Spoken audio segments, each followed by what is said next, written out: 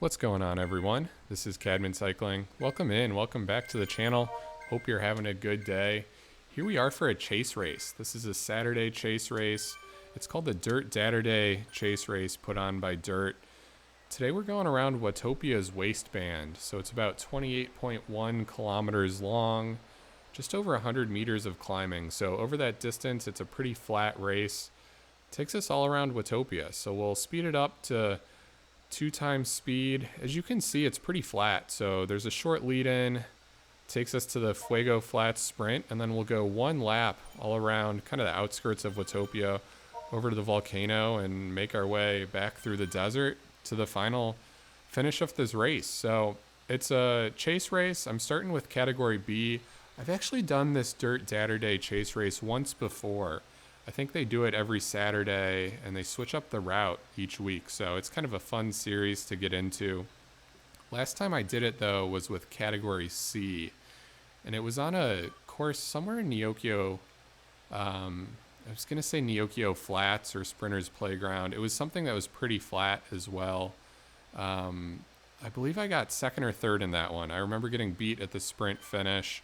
Cat C did win that one, though, so today we got a big group of bees. So just looking at that screen on the right hand side, I can see 81 bees entered. It looks like most of them are still here in this front pack as we're almost at 2 kilometers in. B was actually the largest group on the road today, so that's really important in a chase race. I know I've mentioned it previously, but a chase race is all about getting to the end with your group as quick as possible and before all the other groups around you. So B was the largest group on the road today with over 81 entrants.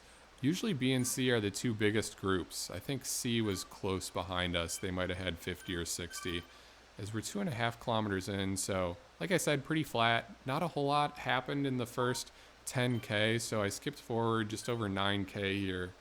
Climbing is still just at 16 meters. So it's been flat. We've been going through the desert.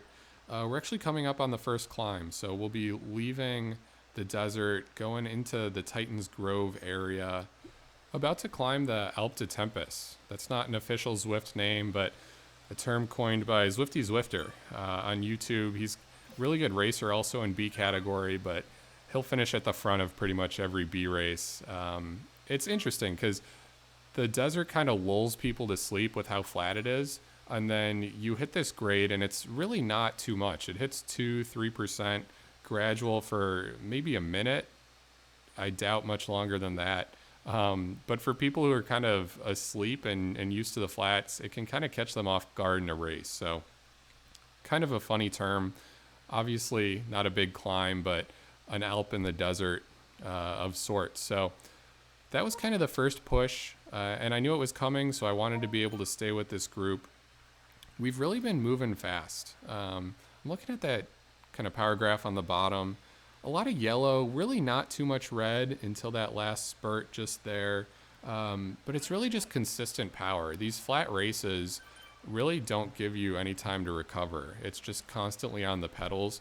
I love the races where I can kind of take 2 or 3 seconds, 5 to 7 seconds just to stop pedaling and just relax, catch my breath for a few seconds. But these flat races don't give you that opportunity. So we've been pushing hard pretty much the whole time, still with a large group, and it stayed that way. So skip forward again. This time we're at 15.6 kilometers. This again, we're coming up on another climb. We're at 48, 49 meters climbing right now. So we're halfway through the climbs. And again, these aren't big climbs, but when you're on a flat course for 28 kilometers, even the small bumps count. And really that's where I need to be careful because I'm coming in as a low B and I know that. And the dynamics of this race, because it's a chase race, are going to be different. So a lot of times, and about a week ago, I raced stage 1 of the Race London series.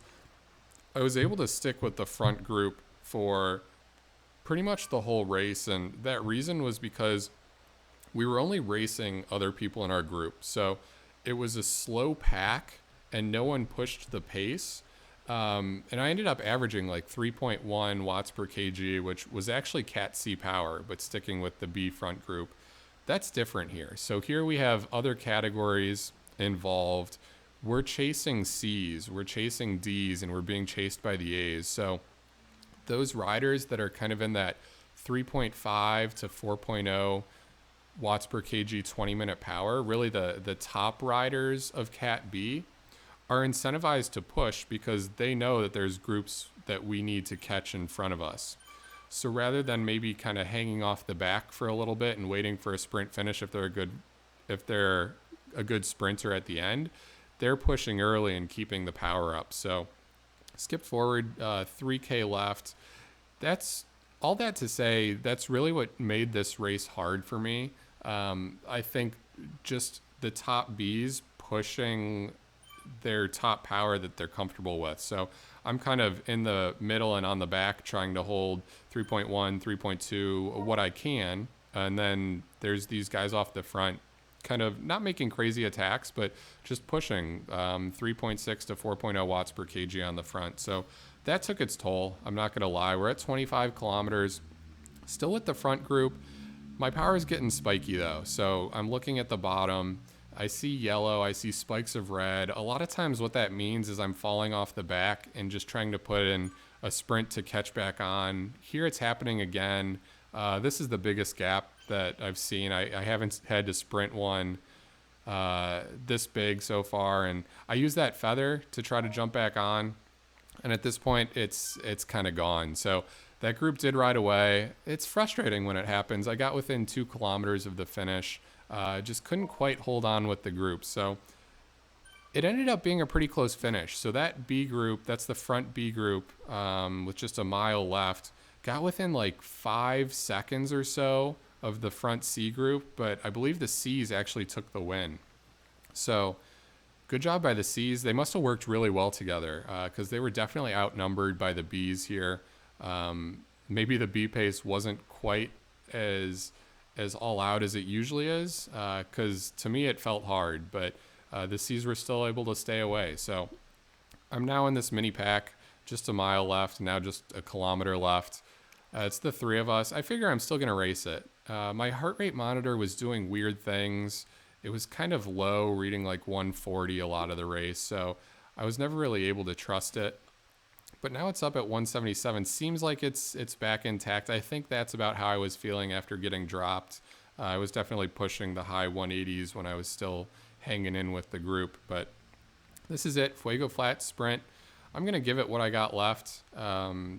Just sitting in the draft now. I kind of upped the power with 300, see if they'll jump on, use the arrow once I get to the top. 200 meters, 150. It doesn't really look like they're sprinting. They kind of kept the watts low. So I end up finishing in front of them, but outside of that main B category. So when I jumped to the Zwift Power standings, I ended at 34th place in the Bs, actually at 3.3 watts per kg. And for that distance of race and finishing around that 37-minute mark, I actually did set a few power PBs, so I can't be mad about that. Over 250 watts averaged for 37 plus minutes is about as good as I can do for now. I know I was pushing myself.